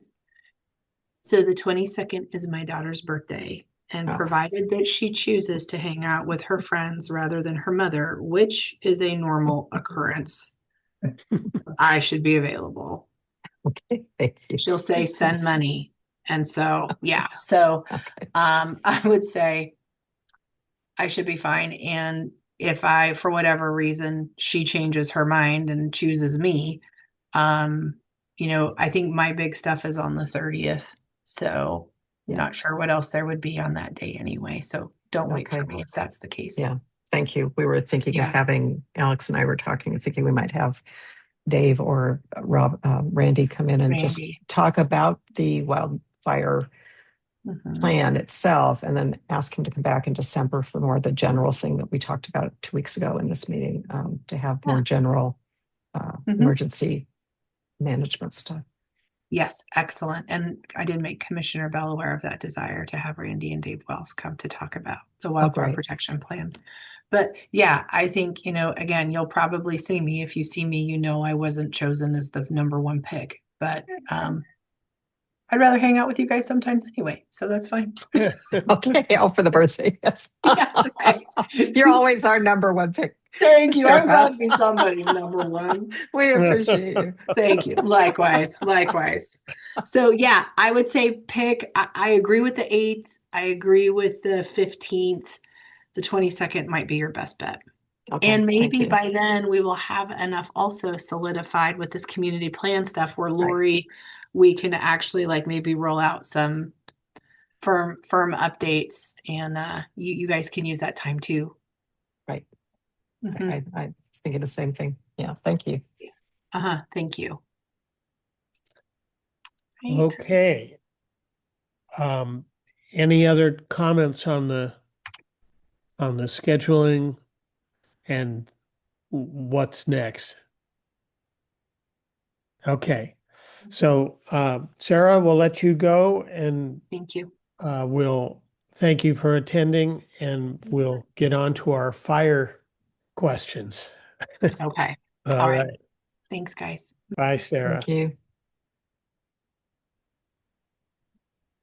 Okay, thanks everybody for that work. So I don't know if you want to jump in here, Nancy, and just take us on a ride through what what this Sure. is.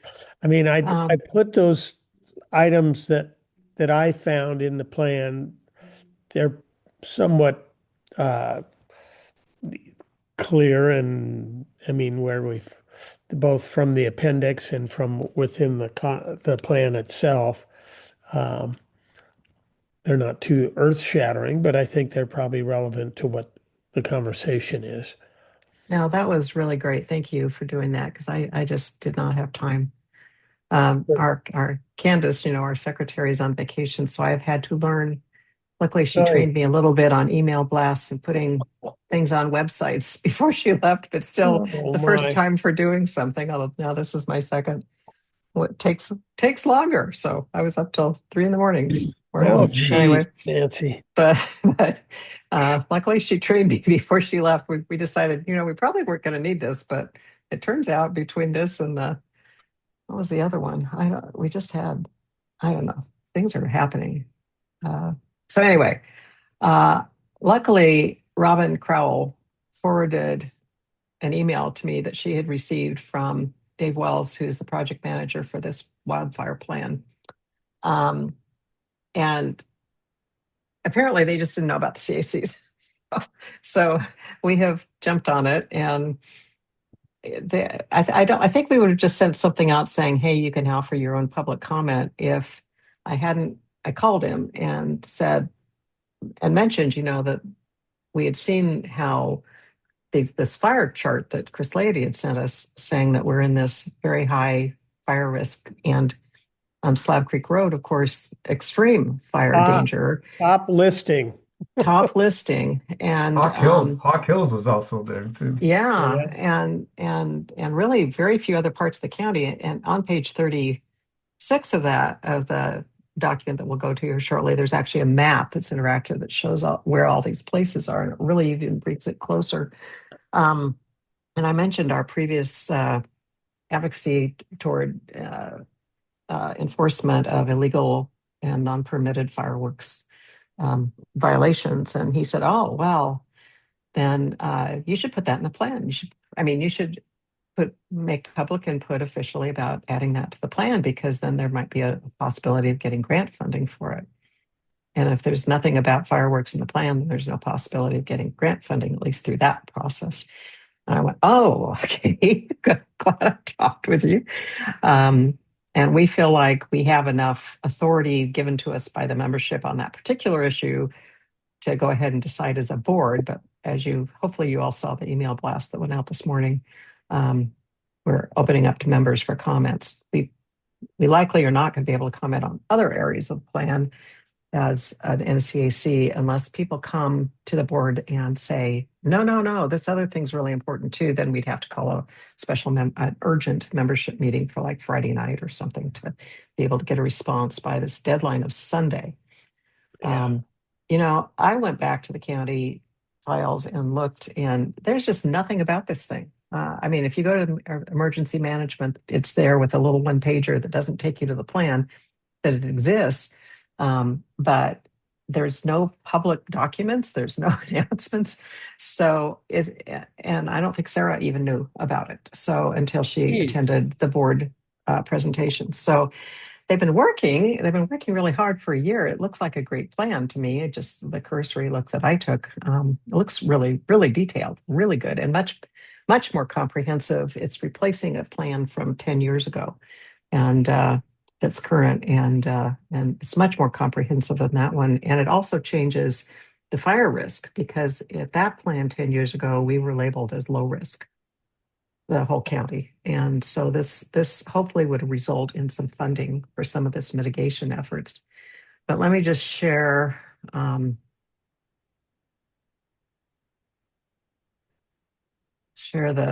plan area. I don't know if you guys had a chance to go in and look. I did. Yeah.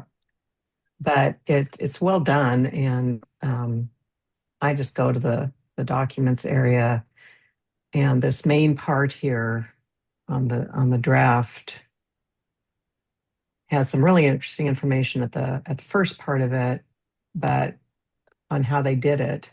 But if you go down to page 30,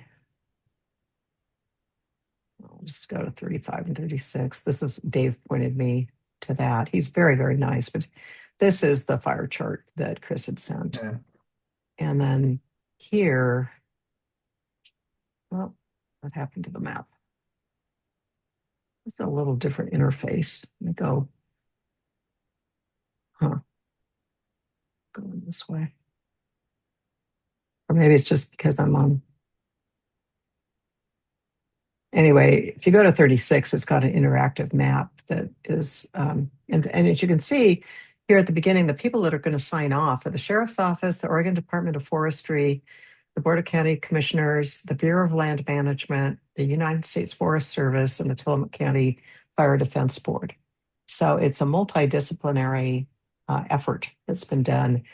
And they've hired a consulting firm out of Colorado to write the plan. And then Dave was hired in to do the kind of the public area, public comment part of it, which was extremely short. And they've Yeah. had 4 different sessions now, and plus the board, 3 sessions plus the board uh, presentation. And only one of those was recorded where you can actually access it. So I put in the email note blast today a link to that because that was a hard to find video, and it's pretty interesting. I've only watched about a third of it so far, but when you go down into page, sorry, all of you people are in though. No, that's just contributors. If I get to 35, that map is pretty amazing and alarming. But a lot of the pages beforehand are really interesting too, and they're worth reading. I guess that's it.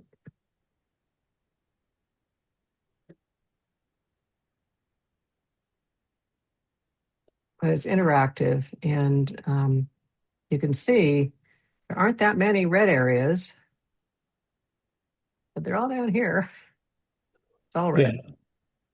So this is actually something that I think we could use for trying to get funding for maybe additional overtime or additional support during fireworks season, for example, is all of this danger that we weren't aware of when we were doing all the fireworks stuff. We knew that it was a problem, that we were at risk, but we didn't know that we were this much at risk. And Guy, I don't know if you had heard any of this through your planning commission stuff, but No, not at all. In fact, I was also looking at it listed one of the groups that contributed to this was the Watershed Council, and to my knowledge, we've never heard of it. So I'm going to ask our executive director if we had any input. But yeah, and I do understand that they've spent a lot of time working with the fire districts. So they've worked with Chief Ader, and I was going to contact him and see.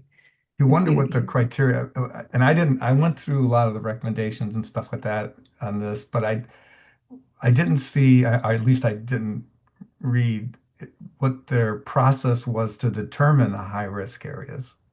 It's in there, but you have it is in there, but it's buried, and I think it's so new that I certainly haven't had time to look at it all. But they've had these events here, these posters of ice cream and fire and ice cream, which is kind of cute. Fire and ice.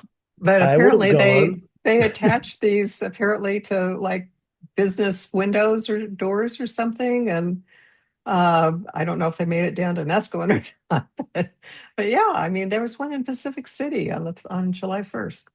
Didn't know about. Yeah. So I don't know what that means in terms of Oregon public meeting law, but I did ask Dave Wells. I've had 2 conversations with him now, if there was any way we could extend that date. And apparently that they're running up against a contract of the plan has to be done by July 31st. And so that would require more money to have more contractor consultant time. Well, one of the things, I mean, some of the recommendations are going to require the county commissioners spending some money for some staff. Yes. And I doubt when I read those recommendations, there's just no way. Yes. At least I don't see any way in which the county is going to come up with money to support this plan. No, and apparently, according to the plan and according to Dave, some of the purposes of having it and this level of detail is that they can get some grant money from some of these various organizations, not just the county, but like the Forest Service and the Fire Marshal's office and stuff like that. So that's part of the reason for it. I think I had to get down into the 30. This is like a 98% page document before I could get to anything around Nescoin. The other thing that we may want to like here, Slab Creek Road. Go ahead. Protect evaluation. Those Evacuation. are cut and paste. I mean, it says that about every section. Yeah. But the one thing I was thinking of, because we do talk about this a bit at the water district, and what we've done to protect fire hydrants in the community. One of the ideas about the annexation of Wainema and Horizon View is adding more water sources to our system. for things like emergencies that we may have, firefighting being one. Um, Running a line, we ODOT was forcing us to replace the line that we have running to the fire hall, which was only a 2-inch line. And we just discussed at our last meeting, there's another way of approaching this where we could pull a full 8-inch line over to the fire hall so they could fill their tankers quicker there rather than going out to some other source. So that's something we just discussed. I mean, so the water district, I think, is one of the players in any kind of fire prevention, Sure. responding to fire in this area. So, um, anyways, we don't want to forget that as part of anything we want to say. And I think in terms of our community plan, we talk about protecting the watershed and other things for drinking water. But I think we could maybe look at that in terms of fire safety and then protecting our water sources and even expanding our water sources to fight fires. Right. And I'm wondering, yeah, and I'm wondering if the debris cleanup stuff that came from Chris was related to this, because he's been aware of this. And a lot of this is with roads, see, Nescoin road widening, Nescoin roadside treatment. And so I'm sure he's been involved. Chris Lady has been involved with that, Public Works, I would assume. Yeah, Scott Tillamook County Road Department. But if you look at this here, for driveways and dead-end access roads longer than 150 feet, a cleared turnaround for fire apparatus should be provided. Well, if that's possibly going to involve private property in creating a turnaround, right? So that's where I think I just put in the note today a separate section for public to be able to go in and provide individual comment, and said to look at these things because there are some things that could affect people's public or personal property too. At the same time, you want to have safe place for fire vehicles to get into these. They're all very good thoughts, but as you say, Guy, how are they going to be paid for? Yeah. But apparently there is grant money out there somewhere. So there's a lot that affects Hot Creek Hills. So it seems so rushed in terms of being able to provide anything. They just released the draft plan in an email last Thursday afternoon. And thank goodness, and after these hearings. So I don't know. It's Crazy. It's crazy. And thank goodness Robin thought to send it to me, because otherwise we would have had no clue. If you look, the only people I've forwarded the email to, I know Rand has it. The only people on it is Robin, and I mean there's some people from Oregon State and different places. So I don't know. They put out so much work into it, and yet I don't see the public Community contact. input. Yeah, and part of that is just Dave. Well, I mean, that's not something he normally does, is work with communities. Right. Do you know him from other stuff then, Guy? Not personally, no. I don't know him personally, but I just know the job and the previous person who held the job, and we used to have a lot of battles with that person. Oh, Not responding to South County in general. Like it's almost like anything past, was it Pleasant Valley or whatever the hell that place is called, doesn't count. Just south of Tillamook. Just south of Tillamook, and that's it. County ends. yeah. And I think I've heard similar things for the very north end too. So, yeah. Anyway, I hope that we get, between now and tomorrow's board meeting, I hope to come up with some kind of wording to suggest. And if any of you have any thoughts on wording relating to fireworks, or if you think there's anything where we should provide other input necessitating a membership meeting, please let me know, because we're really scrambling here, and it's really an important document. It's potentially going to last another 10 years, even if they recommend 3. It expires. This one will expire in 10 years. We had So it has- fireworks again Saturday night, by the way. Yeah, we're still having them here. Yeah. Has Tom Prohodich seen this? I forwarded it. Well, he's seen the regular one. I forwarded the email note that I sent to the board Okay, to him okay. today. Good. Yeah, and invited him to the board meeting. Good. Yeah, and of course, hopefully everybody got the email blast today. Uh-huh. Did you guys get it? I got it. I got it. Okay, good. Did you have any contact with Chris Leahy at the Public Works Department about the road comments, or have you heard I any? haven't. That's a good idea, Lori. I should reach out to him. I guess I was sort of assuming, but he must have had to provide input, but I shouldn't assume. It sounds like they were really talking with the fire people, maybe mainly, and so I know Chris is the one who sent us the chart that we put in the previous email, the wildfire risk chart. And when we received it, I was going, well, this would have been helpful for our fireworks stuff. But Well, yeah, I'll do that. I'll follow up. Good idea. I'm wondering if he participated in the wording that you just showed us, which is not on the screen anymore, but I believe it said cul-de-sacs and hammerhead turns and 120 feet or roads longer than Yes. 20 feet or something.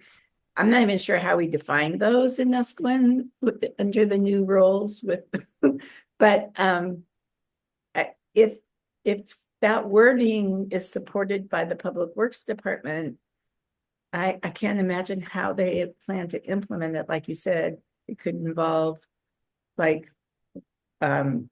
taking full command of the full county road right of way, which now their policy is quite different about how encroachments are allowed on the county right of way. I mean, it would be a radical change for Nesquin. So I'm just wondering if his attitude is, oh, they didn't talk to me about it and that's impractical, don't worry about it. Or yes, this is something the county would really like to do. And this is just going to reinforce our motivation to start carrying out some of these concepts. No, that's an excellent question. I will reach out to him and ask. But it's a little concerning. And this is one thing where I would have to state a conflict because our property is at the end of a dead end street. And there have been multiple attempts to try to turn it into a cul-de-sac, and we're fighting one right now. So, I took particular note as I'm reading this, but at the same time, you need to be able to have turnarounds for fire vehicles or they can't do their jobs. So, but at least it seems like there should be more of an attempt for the community to understand that these kinds of things are there. Well, and also to understand the options or like they had that specifically as a Nesquin action item. Yes. Are there any other options? Is what, or where on the map are they talking about putting these things? Oh, if you look at the map, it actually does go into a lot of detail about where they go, exactly what roads. Now this is an amazing document. They've obviously done a really good job, but yeah, it goes area by area, and they divided areas into many more discrete areas than like towns. Like say our area, there might be 4 different, if within our NCAC membership area, there might be 4 or 5 different areas for the wildfire plan that they are discrete. But yeah, it's So this actually goes into some of these intensity things. But Lori, if you go into this thing within the maps, it actually goes into specific roads that they're talking about doing Well, the mitigation. 12 road from Nesquin, Upper Slab Creek that goes over to the Little Nestucca Highway, they just cleared like 50 feet on either side of that road. Significant, all that was all the log trucks that were coming down Slab Creek Road for a couple of weeks. And Alex Sifford scouted it and he said, yeah, the 12 road is clear on either side, like 50 feet of trees, Wow. overhanging trees. And he said, he just said, that's really great because that's an important egress route for people. Uh, Yes. Whoa. so they were maybe under that direction, but we didn't know about it. Right, right. And yeah, I think there are a number of things that maybe. So this is the map. It's called the recommended treatments. It's on the main page of their thing under Uh-huh. maps. And see, I think all of these green shaded lines are where they're talking about doing some of these mitigation things. Hmm. So it's pretty Doesn't look like interesting. the 12 roads on there, is it, Rand? It's farther east. Well, Creek is down further. Right. So the 12 Um, road they had a goes, separate area for Slab. Let me go back.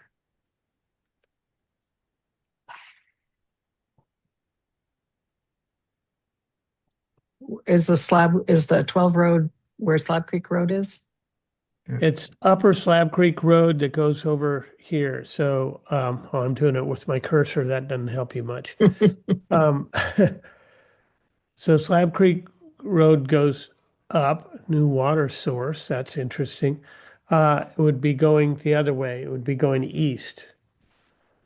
So if you go east and then there's a road, the Forest It's Service Road. right here, 12. Yeah, the 12 road. And that goes over this mountain and connects with the Little Nestucca Okay. at Dolph. It comes in at Dolph, which is kind of an unknown reality to most people, but it might go a little Yeah, further. it kind of just winds around, doesn't it? If I Yeah, make it smaller, I'm going to lose it. yeah, no. So that maybe not yet. Anyway, the Little Anyway, Nestucca. Yeah, anyway, you can see in here where they're talking about doing treatments, and then I guess the detail. Oh gosh, it actually turns the wrong. Okay, this is yeah, an it's kind of cool interesting map. map. Well, and they said in the video is interesting to watch. It's a little over an hour, and I've watched about a third of it, as I said, to the commissioners, and they go through some of this stuff at a fairly high level, but of what they're talking about and what they were looking at. So it, it's worth looking at. But at least they're not ignoring South County, right? I mean, Yeah, and yeah. I think it's because they were talking to all the fire chiefs, and so Chief Ader was able to bring some of that his concerns in. But like I talked to Alex to see if he'd heard anything about it being a volunteer firefighter, and he said no, nothing. They never heard a Gee. word about it. And he's also a CERT guy, right? So the emergency volunteer corps was not aware of it either. That's really nuts. Mm. Anyway, so this is what you're looking at, Ran, which should help. I mean, that's a scary thing to be in the extreme fire danger and have that egress issue you guys have. Yeah. And the same with South Beach, right? I mean, they've got egress issues. And so Okay. Well, anyway, I'll look you at guys it. can play with all that. And I didn't mean to take a lot of time, but if you have any thoughts about, please, of course, Rand's already coming to the board meeting, but if any of you have. So what is it that we could provide to you? Oh, you froze up here.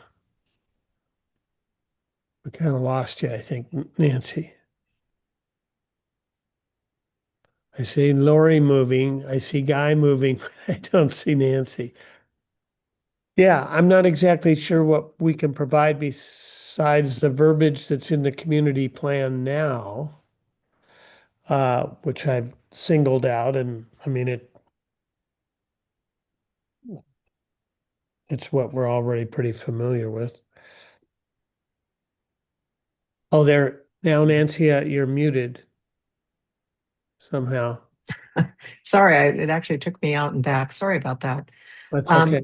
I guess, I'm going to look at that list you sent, Rand, of the stuff in the Okay. plan. But I think if you have any thoughts, number one, do you see, I think I can generate something about wildfires. I can work with Tom and a couple of others on generating some language about input to the plan on wildfires. But if you think that there's some need to have anything else that would need where we would need a membership meeting, I'd like to understand that before we go into our board meeting on Wednesday.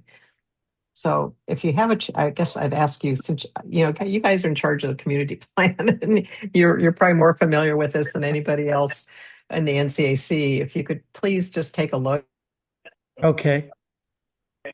So, Rand, Yeah.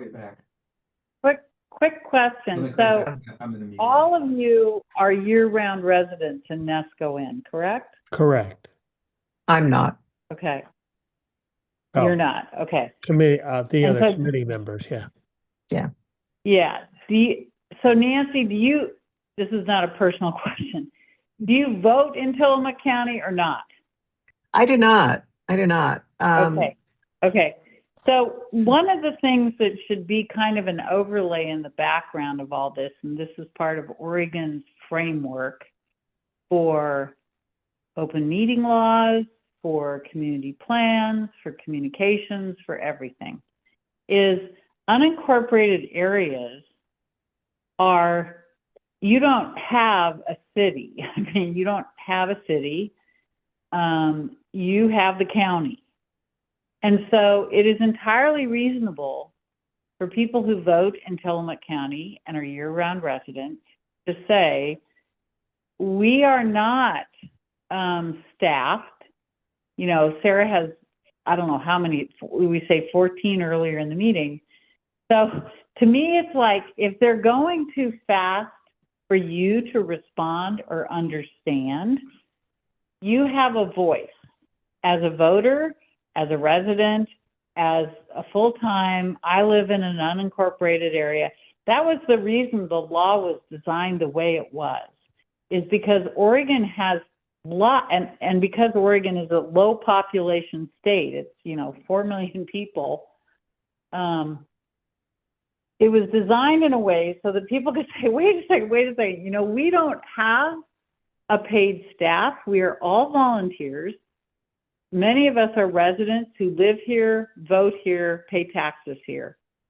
And at a minimum, particularly because it's July in Oregon, which is one of the nicest months in Oregon all year long, and kids are out of school, so a lot of people have additional responsibilities, etc. It's entirely reasonable to say, we don't have time to address this appropriately. We need more time. We understand your grant and your staff and all that, but you have an obligation as a government entity to inform us in a timely manner and give us the ability to respond. So I'm not telling anyone to do what they should do, but I just want to bring that back here because oftentimes when government is acting on a short timeline and people don't have time to respond, people who are not, either commercial interests or, people who have lobbyists and stuff, it is appropriate to raise your hand and say, wait a minute. We're not going to apologize for all the good work we do because we do a lot of good work, but we're also not going to be railroaded into something that the county has an obligation to provide us with enough notice to respond in a responsible manner. So just a thought. Yeah, very good point, Lynn. Thank you. Yeah, I mean, Sarah didn't even know about it. So, I mean, this is No, and it's kind of like I was asking, it's kind of like the road thing that no one knew about and the action was taken. but also it's when you're in an unincorporated area in Oregon, your county is your government, Yeah. and it's Mhm, designed intentionally that way. So just a thought. No, I do appreciate that, Lynn. And I will say that there is a larger discussion going on that was, I guess, we kind of realized it as we got into these fireworks advocacy, that there's some question going on about the role of the CACs and whether we're strictly land use. And the board order clearly says we are supposed to do more, like public safety kinds of things. Our bylaws state that too, but apparently because of not just our issue, but other CACs, the commissioners are looking at potentially revising that. So we are having some discussions on that larger issue. And because of that, we were not able to go out as an NCAC and have comments advocate for increased fireworks protection with the state.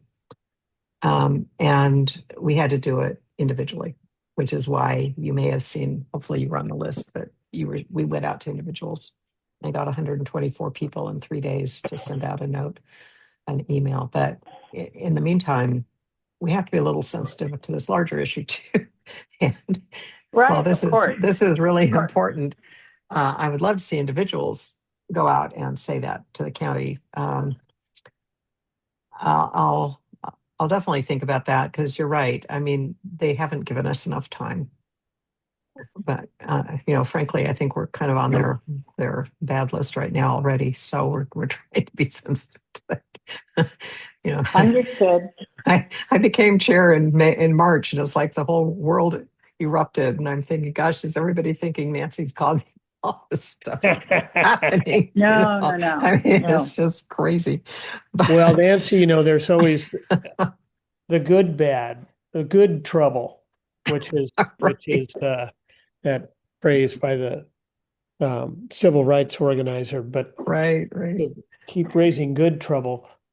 Well, that's a really interesting point, Lynn. I'm really It is thinking about that a lot, about how you can't just push this over on us. You had responsibilities to us, and we didn't even know what was going on. We have a lot of thoughts about this because I'm looking out the window. I'm in the middle of an inferno. If there's any 40-mile-an-hour east wind and it's something catches fire, I'm toast. So anyway, So you is- elect county commissioners, Rand, and they are your representatives, and Is it a county they document? represent your interest.